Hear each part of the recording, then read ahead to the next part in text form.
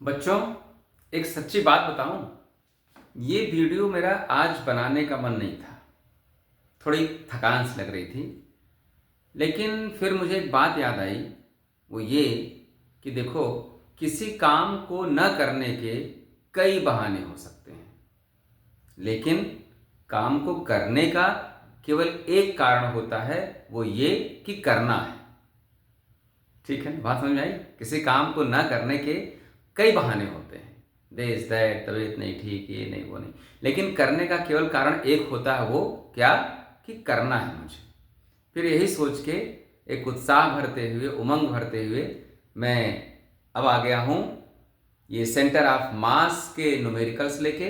इसके ठीक पहले वाली वीडियो में मैं 3 न्यूमेरिकल्स किया हूँ, डेरिवेशंस था और सेंटर ऑफ मास का बेसिक कंसेप्ट समझाया था और कहा था कि कुछ और न्यूमेरिकल्स मैं करूँगा, तो बस उन्हीं न्यूमेरिकल्स को लेके मैं आया हूँ।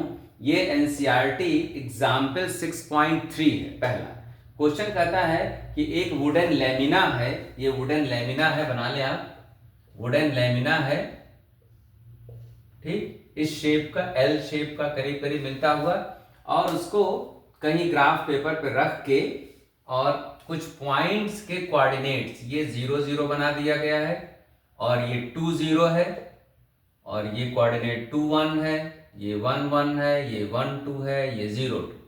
एक बार आप ध्यान से देख लो लेमिना को और कोऑर्डिनेट्स को, तब मैं कुछ आगे की बात कहूं। देख लिए, ध्यान से देख लिए। देखो, ये डिस्टेंस कितना है? 2 है, 2 है ना। और ये डिस्टेंस अगर इसका कोऑर्डिनेट 1 1 है, इसका मतलब ये डिस्टेंस 1 है, तो ये लेंथ 1 हो गई, ये पूरा 2 है, ये 1 हो गई, तो ये कितना हुआ? 1। अच्छा, ये 1, ये 1, ठीक।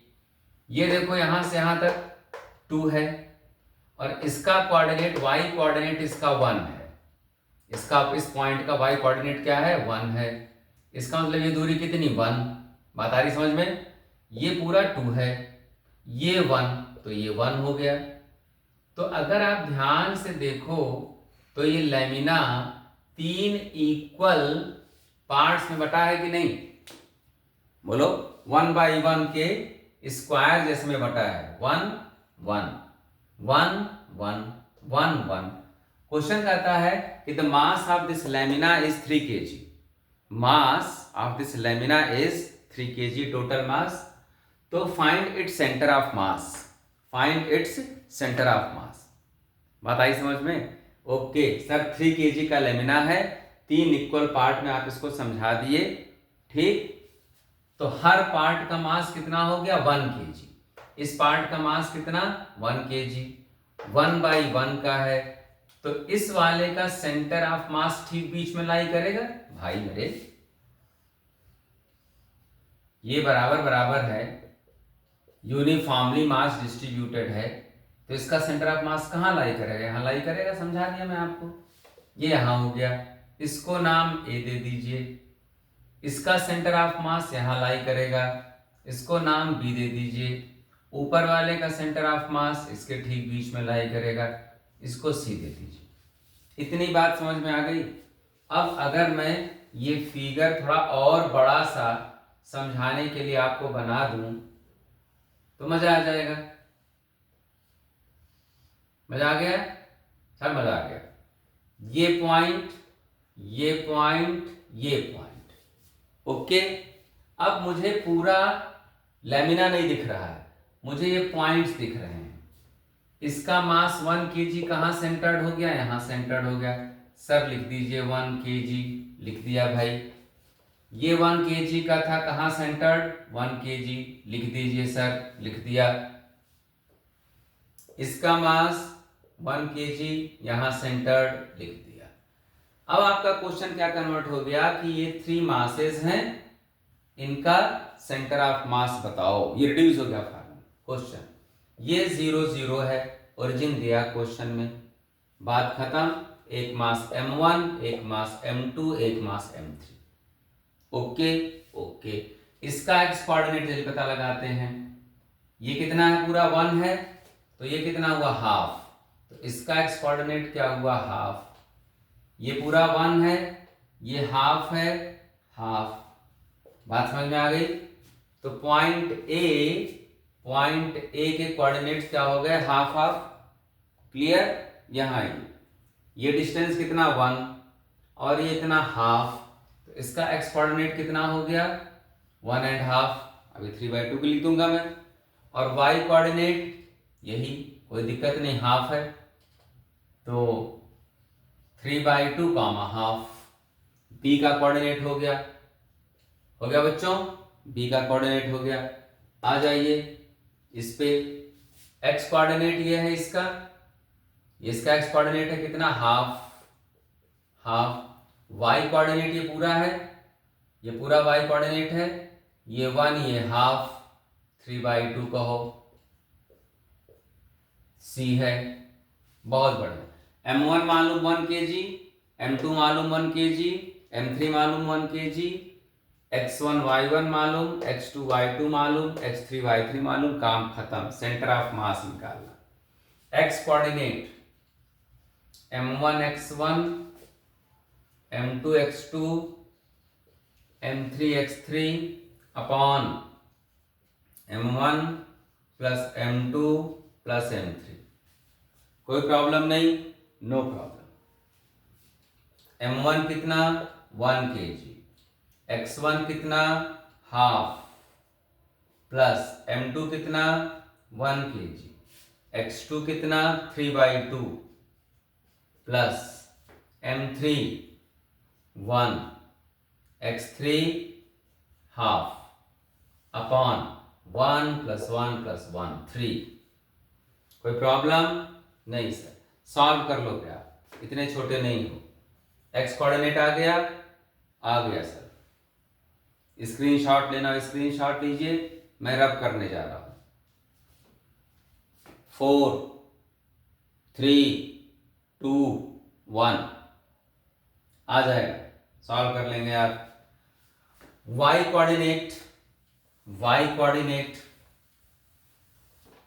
y is equal to M1 y1 half plus M2 y2 half plus M3 1 y3 y coordinate इसका 3/2 अपॉन 3।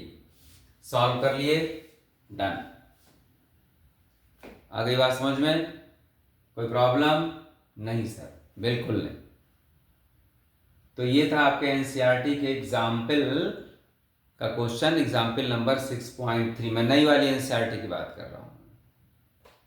क्लियर, स्क्रीनशॉट ले लिए, बहुत बढ़िया। आते हैं हम लोग अब एनसीईआरटी के एक्सरसाइज क्वेश्चन पे। तो सेंटर ऑफ मास के क्वेश्चंस कर रहा हूं मैं एनसीईआरटी में जो है, ठीक। इसके पहले वाली वीडियो में एससी वर्मा का क्वेश्चन किया था और कुछ जनरल क्वेश्चंस किए थे जो आप लोगों के होम एग्जाम में आते हैं। क्वेश्चन नंबर एग्जाम्पल नहीं है, ये एक्सरसाइज का 6.2 है। एक्सरसाइज का इसको रब कर दूं, एक्सरसाइज का 6.2 एनसीईआरटी जो लेके बैठे हैं बहुत अच्छी बात, नहीं तो मैं बता दे रहा हूं, समझा दे रहा हूं। क्वेश्चन कहता है कि HCl एक मॉलिक्यूल है जिसमें H आयन और Cl आयन के बीच में डिस्टेंस 1.27 एंगस्ट्रॉम है। चलो भाई मैं भी लिख लूंगा, H आयन और Cl आयन, इनके बीच में डिस्टेंस कहता है 1.27 एंगस्ट्रॉम। 1 एंगस्ट्रॉम तो जानते हैं मेरे बच्चे, 10⁻⁻10 मीटर, 10⁻⁻10 मीटर। ऑलराइट, कहता है कि mass of chlorine 35.5 times heavier. Chlorine होता भी है 35.5 टाइम्स हेवियर देन हाइड्रोजन। तो इसका सेंटर ऑफ मास बताओ। पुरानी वीडियो आप देखिएगा, कोई लीनियर स्ट्रक्चर रहता है तो सेंटर ऑफ मास कहीं ओरिजिन पे मान लेते हैं हम, काम आसान होता है, ओरिजिन पे मान लिए। और जब ओरिजिन पे आप मान लेते हो तो दोबारा बता दूं, तो अगर मैं लिखूं R is equal to M1R1, पुरानी वीडियो देखेंगे तभी काम चलेगा, upon M1 plus M2, origin पे माने हो आप, ये ले लिए हैं आप, ठीक। क्रॉस मल्टीप्लाई करेंगे, तो डिटेल लिख दे रहा हूं भाई, upon m1 plus m2, cross multiply किए तो m1r1 plus m2r2 is equal to 0 आ गया। लिख रहे हैं, स्क्रीनशॉट के भरोसे मत रहो, धीरे धीरे लिख रहा हूं, कोशिश करोगे लिख लोगे। तो m1r1 माइनस m2r2, मैग्नीट्यूड वगैरह निकालना है तो वेक्टर हटाइए, साइन हटाइए, m1r1 m2r2। बात आई समझ में? आ गई। निकालना क्या है? सिस्टम का सेंटर ऑफ मास। जाहिर सी बात है, आंसर चेक करने के लिए आप देख लोगे कि जो सेंटर ऑफ मास होगा वो Cl आयन के नजदीक होगा। सेंटर ऑफ मास हमेशा हेवियर बॉडी के पास लाई करता है। ठीक है सर, तो कहीं मान लीजिए आप, इसको मान लीजिए आप x मान लीजिए, इसको कितना मान लेंगे फिर आप 1.27 माइनस एक्स मान लीजिए। m1r1, ये तो मालूम है m1r1 क्या है ना, m1 मास की ओरिजिन से दूरी r1, m2 मास की ओरिजिन से दूरी r2। तो ये अप्लाई कर रहा हूं यहां पे मैं। ठीक, ये लिख लिए, m1 हाइड्रोजन मान लिया 1, r1x m2 35.5, r2 1.27 minus x. Clear? Yes sir, clear है। चलिए भाई और सॉल्व कीजिए, आगे बढ़िए।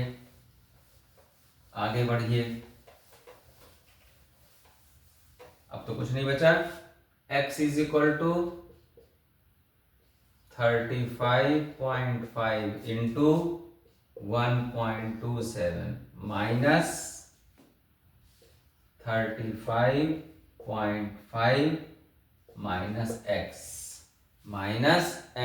एक्स की वैल्यू निकालनी है।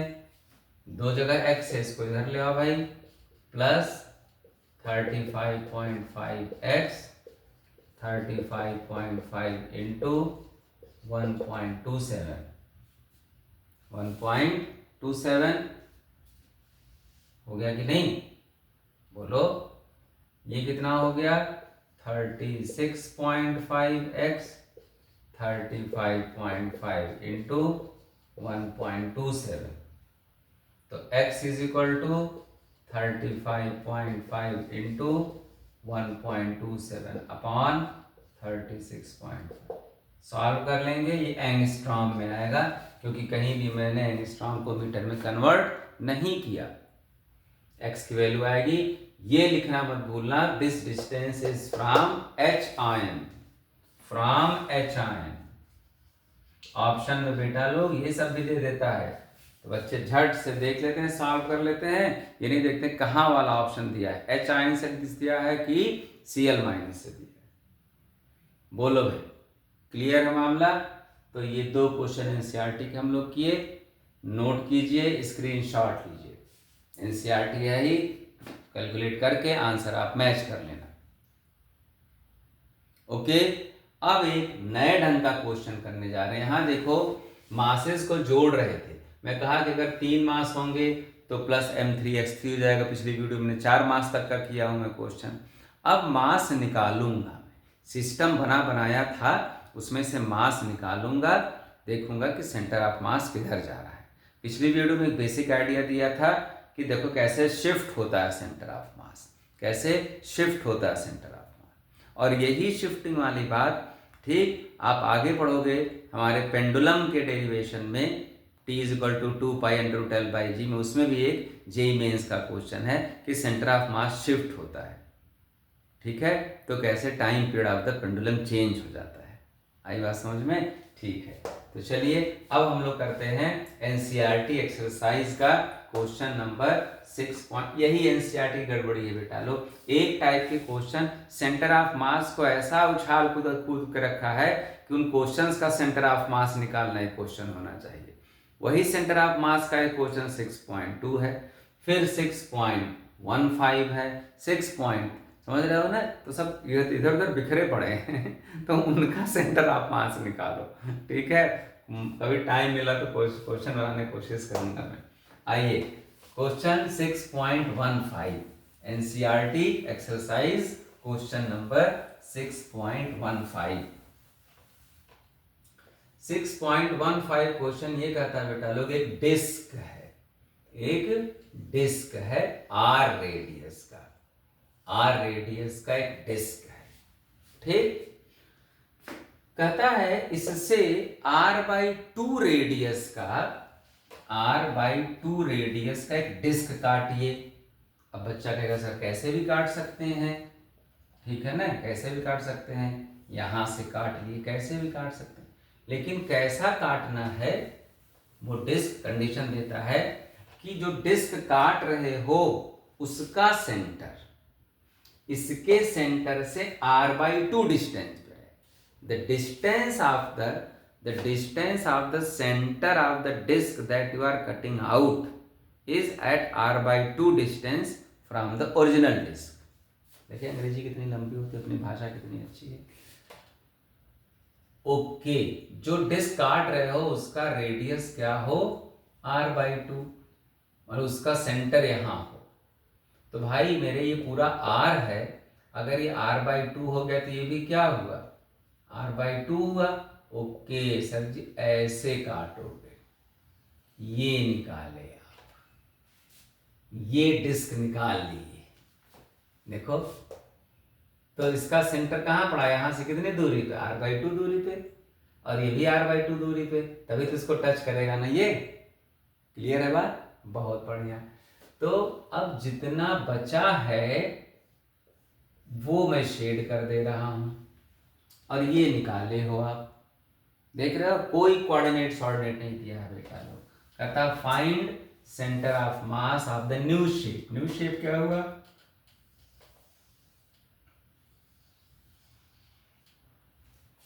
ये न्यू शेप हुआ, ये निकल चुका है, इतना क्या हो चुका है, निकल चुका है, ऐसे दिखाई दे रहा है ठीक है। तो जब पूरा था तब तो सेंटर ऑफ मास यहां था कि नहीं, अब इधर का हिस्सा हल्का हो गया कि नहीं, तो सेंटर ऑफ मास इधर शिफ्ट कर जाएगा। देखेंगे अभी जो सेंटर ऑफ मास यहां था वो इधर शिफ्ट हो जाएगा कैलकुलेट करने के बाद। आई बात समझ में, बहुत बढ़िया। तो चलिए अब देखिए इस टाइप के क्वेश्चंस को करते कैसे हैं।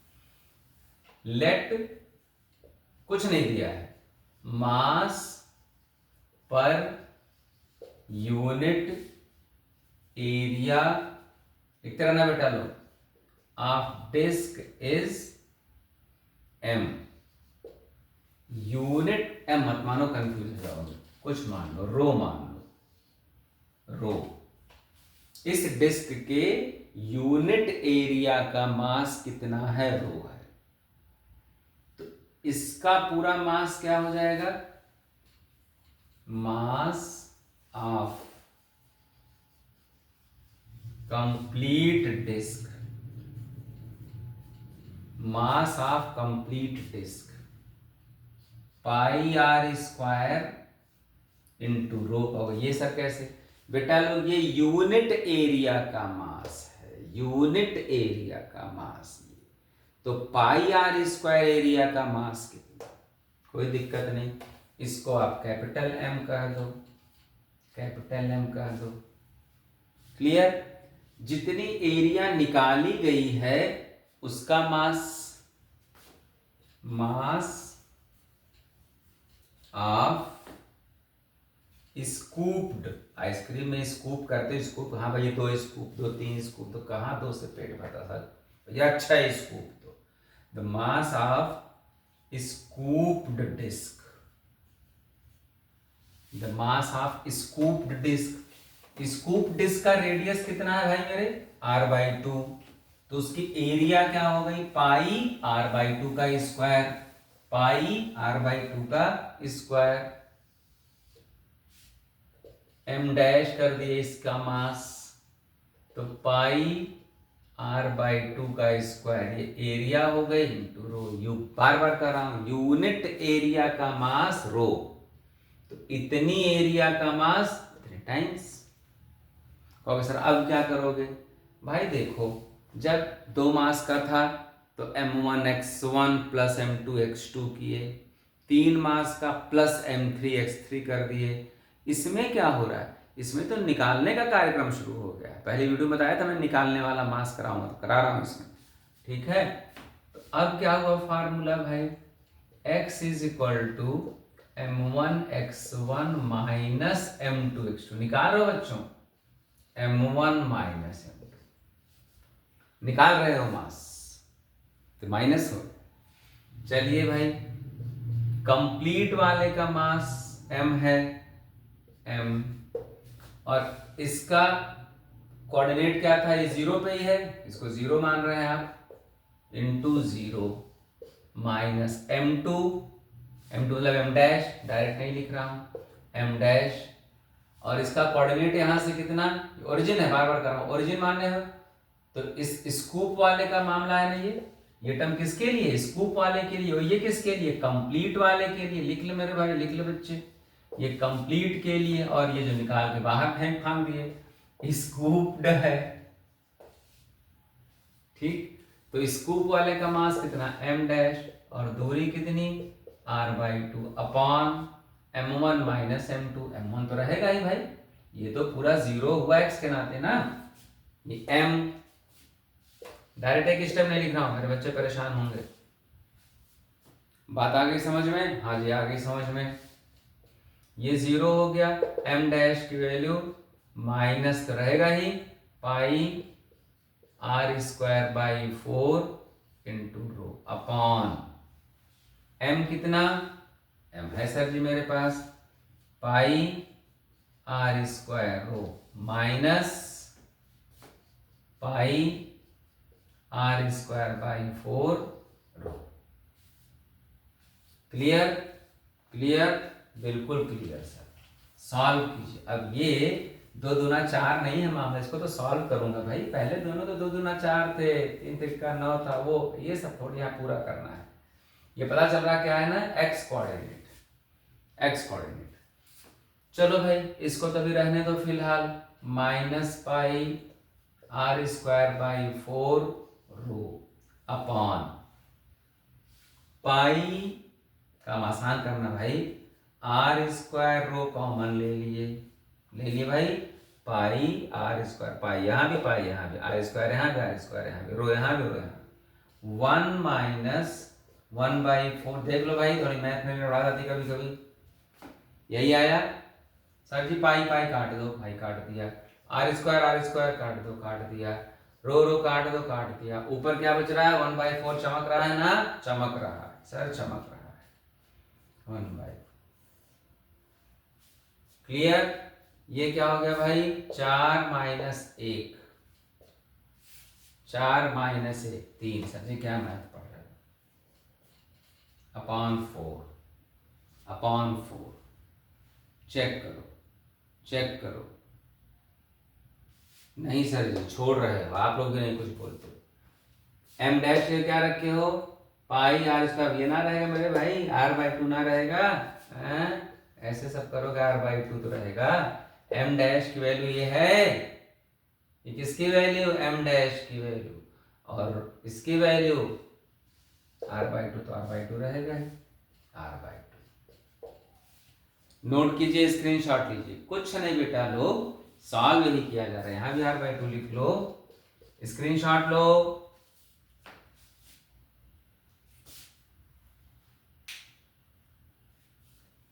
जीरो हो गया, पूरा टर्म 0। क्यों 0? ओरिजिन है, बड़े वाले का सेंटर ऑफ मास 0 0 पे था, तो ये 0 है। m2 क्या है? जो स्कूप के उसका मास। x2 क्या है? दूरी, r/2 जो छूट गया था यहाँ पे। पक्का? लिख लिए? लिख लो, स्क्रीनशॉट ले सकते हो, ले लिए, बहुत बढ़िया, बहुत बढ़िया। चलिए भाई, -1/4 r/2, ये क्या हो गया? 4/3। तो 4 से 4 उड़ा, x is equal to minus r/6। क्या मतलब हुआ इसका? सेंटर ऑफ मास कहाँ चला गया? इधर तो प्लस है, इधर माइनस है, तो इधर शिफ्ट हो गया। माइनस का मतलब इधर शिफ्ट हो गया, और कहाँ पे? r/6 दूरी पे चला गया। ये r/2 है कहीं, उससे भी कम यहाँ खिसक गया r/6। कहोगे सर जी वाई कोऑर्डिनेट क्यों नहीं किए? बेटा सारा कार्यक्रम एक्स के लॉन्ग ही चल रहा है, वाई के लॉन्ग कोई चेंज ही नहीं होगा। तो नहीं सर बताओ क्या हुआ भाई? पॉइंट यहाँ आया तो वाई कोऑर्डिनेट क्या हुआ? 0 हुआ। लिख ले मेरे भाई, लिख ले। खुश खुश। आगे बात समझ में? एक क्वेश्चन और कराने का मन कर रहा है, एनसीईआरटी का नहीं है, कॉम्पिटेटिव है, बहुत बढ़िया। लिख लो क्वेश्चन, लिखो। three spheres of same mass m, three spheres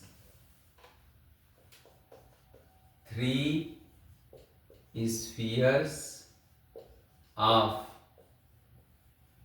same mass m and radius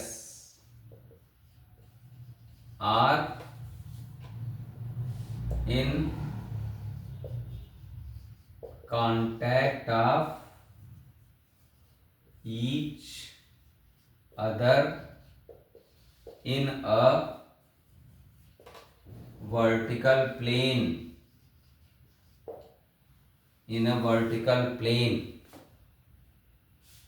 Find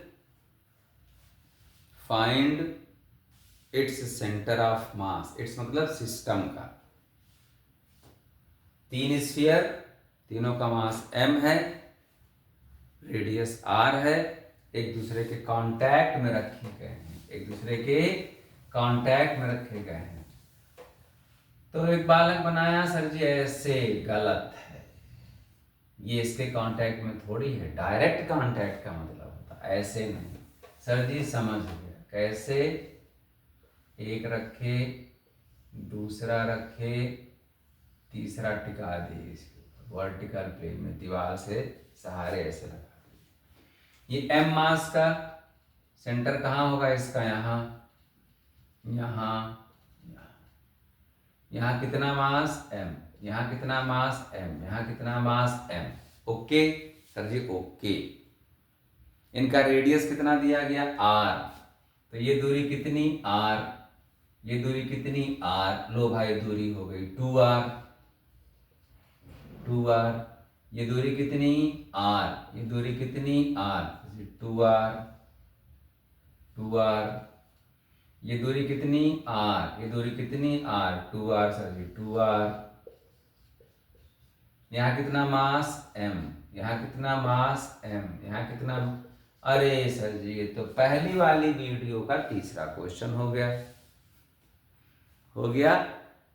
इससे मान लिए ओरिजिन, इसे क्या मान लिए? ओरिजिन। काम खत्म।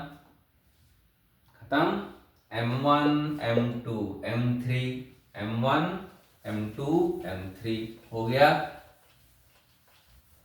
लिख लीजिए बस। x coordinate m1 x1 m into 0 plus m2 x2 m into कितना है इसका x coordinate? 2r plus m3 x3, ये मिड पॉइंट पे होगा, तो r upon m plus m 3m। बोलो भाई 3m। तो क्या आ गया? 2 1 3 3mr अपॉन 3m। तो क्या आ गया? r। x कोऑर्डिनेट क्या आ गया? r आ गया। x कोऑर्डिनेट क्या आ गया? r। y coordinate m1 y1 0, m2 y2, x axis पे है तो y कोऑर्डिनेट 0 प्लस m3, ये दूरी कितनी, ये 2r, ये r, तो under root 4r square minus r square. देख ले बेटा, हाइपोटेनस का स्क्वायर 2r का स्क्वायर 4r हो गया, ये बेस r, तो क्या हो गया r√3, m r√3 upon 3m, m1 plus m2 plus m3। बात बराबर सर जी, बराबर। ये तो पूरा खत्म हो गया, तो m r√3 upon 3m, m cancel हो गया, कैंसिल हुआ। चलो भाई, डायरेक्ट नहीं लिख रहा हूं, r√3/3 डन सर जी, डन। r/√3, तो x कोऑर्डिनेट कितना आया r, y कोऑर्डिनेट कितना आया, तो r कॉमा r/√3। क्लियर। तो 4 क्वेश्चन हम लोग इसमें भी किए सेंटर ऑफ मास के। आगे बात समझ में। अभी अगर मैं अलग से सेंटर ऑफ मास के न्यूमेरिकल्स नहीं भी कराऊं तो आगे हम लोग करेंगे, टॉर्क के हम लोग न्यूमेरिकल्स करेंगे, वहाँ भी आएगा centre of mass. Angular momentum के करेंगे, वहाँ भी सेंटर ऑफ मास आएगा। तो खाली सेंटर ऑफ मास ही मास करते जाएंगे तो बाकी चैप्टर कैसे होगा भाई, ठीक है ना। ऑनलाइन ऑफलाइन में अंतर तो होता है। ऑफलाइन में अगर 20 क्वेश्चन होते हैं, ठीक है, 18 क्वेश्चन होते हैं। क्लियर। तो ठीक है, अब अगली वीडियो मेरी होगी इसी रोटेशन चैप्टर में ही, हम लोग टॉर्क के बारे में काम करेंगे। आगे बात समझ में, ठीक। तो चलिए इन सारे क्वेश्चंस की आप प्रैक्टिस कर लीजिएगा, ठीक है। फिर मुलाकात होती है हम लोगों की, टॉर्क में होती है मुलाकात। Okay, bye bye, take care.